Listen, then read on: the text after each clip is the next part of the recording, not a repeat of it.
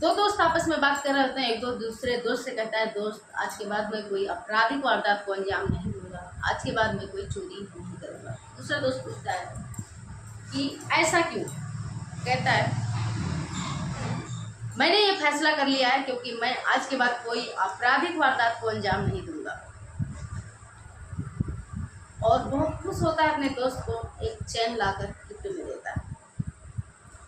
जब दोस्त को चैन देता है तो दोस्त और बहुत खुश होता है, अपने दोस्त की और बड़ाई करने लगता है और तारीफें करने लगता है। दोस्त बहुत खुश होता है और खुश होता है और अपने दोस्त को एक चैन और ला कर देता है। दोस्त चैन पहन लेता है और बाहर निकल जाता है घूमने के लिए।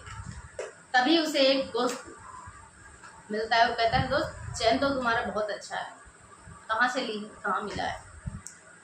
तो कहता है कि मुझे मेरे दोस्त ने मुझे गिफ्ट किया है, तोहफे में दी। कितने का होगा? वो कहता है, ये चैन आपकी लगभग 5 लाख की है, इसमें हीरे भी लगे हैं। ये सोचता हुआ जा रहा है कि एक मामूली सा नाई का काम करने वाला इंसान, एक मामूली सा सेविंग करने वाला इंसान अपने दोस्त को बिना शादी बिना पार्टी के 5 लाख का चैन गिफ्ट कैसे दे सकता है? ऐसा सोचता हुआ जा रहा था। तभी एरिया का सब इंस्पेक्टर अपनी एरिया के गश्त पे निकलते हैं और उनकी नज़र लोकेश पे पड़ती है और लोकेश को पकड़ लेते हैं। पकड़कर पूछताछ करने लगते हैं कि लोकेश, हाल ही में कुछ दिनों में आपने कितनी चोरियों को अंजाम दिया और कहाँ कहाँ चोरियाँ की? लोकेश कहता है, साहब मैंने तो कोई चोरी नहीं की है, मैंने तो कोई चोरी को अंजाम नहीं दिया है पिछले कुछ दिनों में। तभी सब इंस्पेक्टर ये होते हैं वो सख्ती से पूछताछ करने लगते हैं। पूछताछ करने पे पता चलता है, बोलता है, साहब मुझे क्यों मार रहे हो, मुझे क्यों बेवजह गालियाँ दे रहे हो?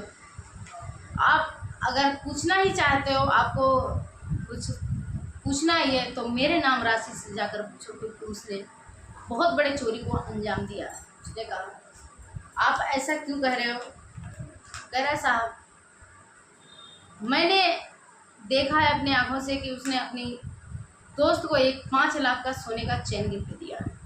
उसने कहा, आप इतना यकीन से कैसे कह सकते हो? तो उसने कहा, साहब आप खबरें नहीं पढ़ते, आप न्यूज़ नहीं देखते, आप पेपर नहीं पढ़ते, आप दिल्ली का खबर पढ़िए।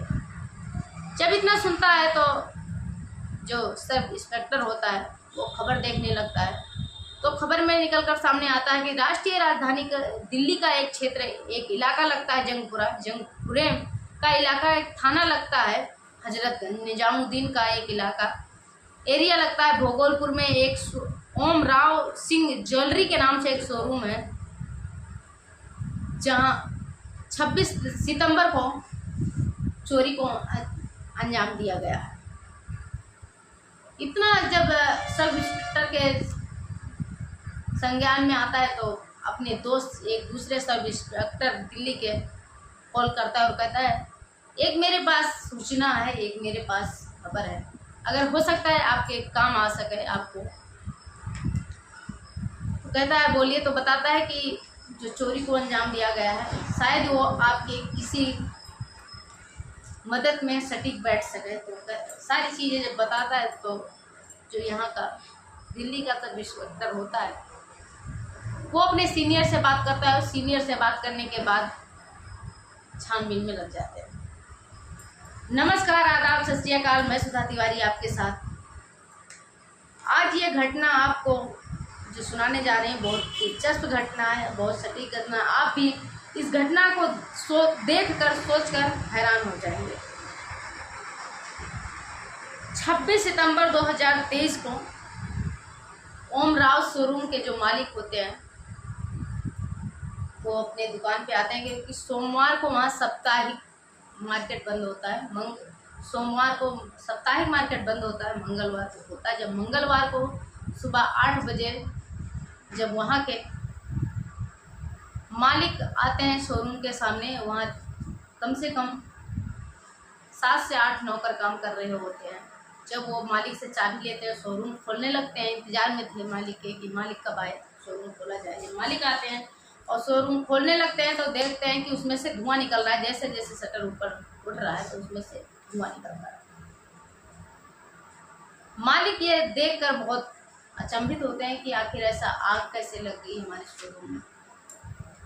और जब शटर पूरा निकलता है तो उसमें धुआं नहीं, बल्कि जो कहीं दीवार तोड़ी जाती है या कहीं दीवार काटी जाती है, पत्थर काटे जाते हैं, जो उसका प्रदूषण होता है, जो उसका गंध होता है, वो पूरे शोरूम में फैला हुआ था।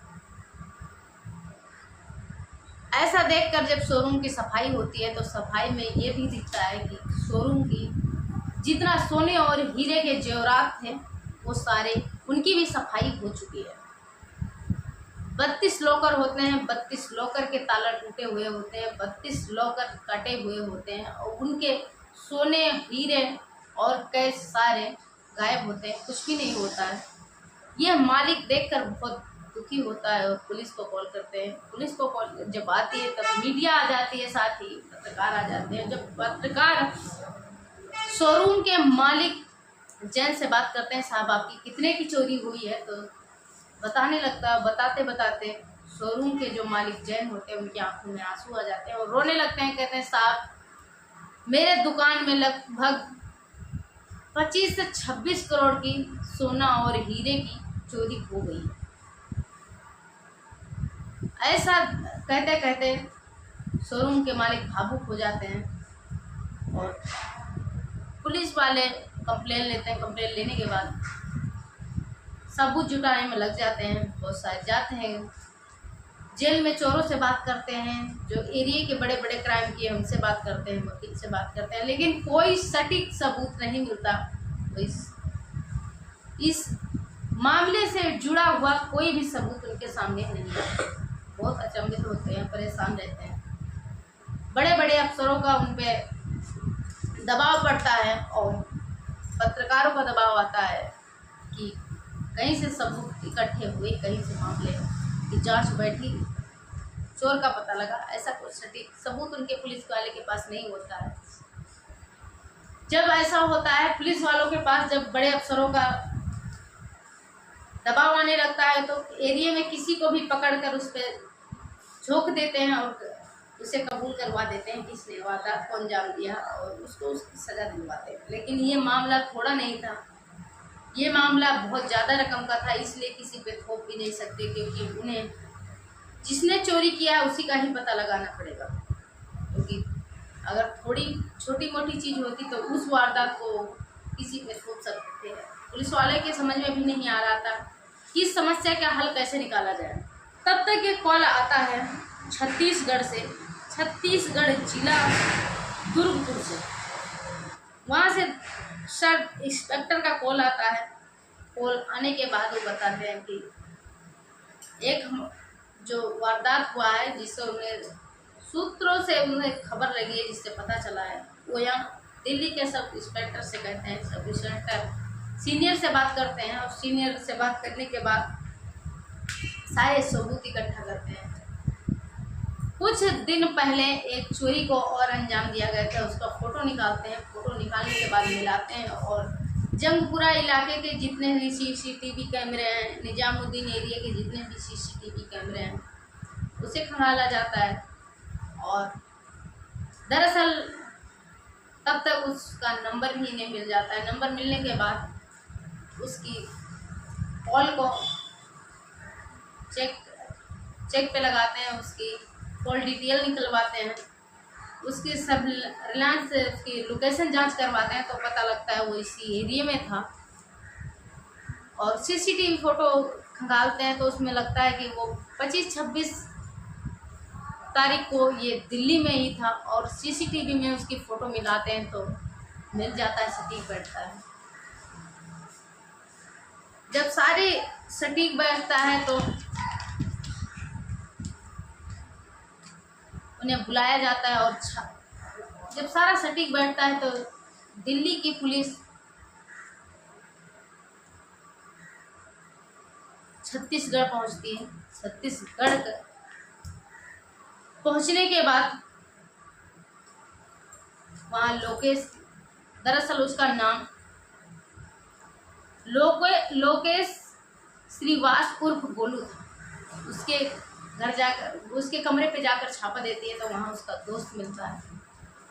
जब दोस्त मिलता है तो कहता है तुम्हारा दोस्त कहाँ है, तो वहाँ जहाँ वो कमरे पे था वहाँ देखता है तो उसे लगभग 18 से 20 किलो सोना भी मिल जाता है। और जब दूसरे कमरे में छानबीन करते हैं तो लगभग 8.5 लाख कैश भी बरामद होते हैं। लगभग 11 से 12 लाख से कैश भी बरामद होते हैं। जब उससे पूछते हैं कि तुम्हारा दोस्त कहाँ है तो कहता है साहब अभी बाहर गए हैं, हो सकता है थोड़ी देर में ही आ जाए। वही होता है, थोड़ी देर में बेल बजती है, वो जब गेट खोलते हैं तो लोकेश आ जाता है, उससे पूछताछ होती है तो कहता है सारी जितना वारदात उसने अंजाम दिया था उसने सारा अपने मुंह से बयान करता है कि साहब आपको ये पता कैसे चल गया, आपको ये मालूम कैसे हो गया, आप मेरे तक कैसे पहुंच गए, मैं तो समझ में नहीं पा रहा हूँ, मेरे तो समझ में नहीं आ रहा है कि साहब आप यहाँ तक कैसे पहुंच गए। कहते हैं कि जो आपने अपने दोस्त को सोने की चेन गिफ्ट दी थी उसी सबूत से, उसी सुराग से आप तक पहुंच गए। यह सोचकर वो भी सोचने लगता है और सारी जैसे जैसे उसने वारदात को अंजाम दिया है वो सारी बताता है कि साहब मैं जब G20 की तैयारी चल रही थी तब मैं दिल्ली गया और दिल्ली जाने के बाद मैं कई एरिया में घूमा। कई एरिया में घूमने के बाद मैंने देखा कि कहाँ चोरी की जाए, कहाँ बहुत बड़ा शोरूम है जहाँ एक ही बार चोरी करने के बाद दोबारा कभी भी वारदात को अंजाम न देना पड़े। और वह मैं अपने अंजाम में कामयाब हुआ क्योंकि मैं 24 सितंबर को दिल्ली के निजामुद्दीन एरिया में गया और वहाँ सारे एरिया को देखभाल करिए। 24 सितंबर को ही मैं ओमराव सिंह ज्वेलरी शोरूम है वहाँ छत पे चढ़ा। छत से चढ़ के मैं वहाँ छत पे जाने के बाद मैं रात में ज़्यादा काट पीट नहीं की, थोड़ा सा जो जीने का बाकी का एरिया लोहे के चद्दर से बना हुआ था, दीवारें लोहे के चद्दर से बनी हुई थी, इसलिए मैंने सिर्फ जीने के पास जो सिर्फ सीमेंट और ईंट से बनी हुई थी वहाँ के एरिया को काटा है। काटने के बाद मैं अंदर घुस गया। रात में मैंने कोई वारदात को अंजाम नहीं दिया क्योंकि अगर रात में मैं ठोका पीटी करता तो अगल बगल के लोगों को पता चलती और पकड़ लेते, इसलिए मैं रात में वहाँ सो गया। सुबह मैं लगभग 8 बजे उठा। 8 बजे उठने के बाद उस दिन साप्ताहिक सोमवार था, साप्ताहिक बाजार बंद थी, तो मैंने 10-11 बजे से अपना काम स्टार्ट किया। 10-12 बजे से काम स्टार्ट करने के बाद मैंने पूरे दिन में 12 बजे मैंने अपना काम करना स्टार्ट किया, जिसमें 32 लॉकर काटे और जितने भी सोने और हीरे के जेवरात थे वो मैंने लिया, जितने कैश थे वो मैंने लिया। चांदी के सामान को मैंने हाथ नहीं लगाया था। और काटने के बाद शाम हो गई, तब तक तो मैं फिर वहीं सो गया क्योंकि अगर रात में मैं वहाँ से जाता तो किसी ना किसी को पता चल जाती कि चोर जा रहा है। रात में जाना अच्छा नहीं होता, इसलिए मैं वहाँ रात में सो गया। मॉर्निंग में मैं 6 बजे उठा और 6 बजे उठने के बाद मैं वहाँ से निकल आया। वहाँ से आने के बाद जब मैं जंगपुरा पहुँचा, वहाँ से बस लिया और मैं छत्तीसगढ़ के लिए निकल आया। यहाँ तक किसी को कानों कान भनक भी नहीं लगी। तो आप सोच सकते हो कि कितने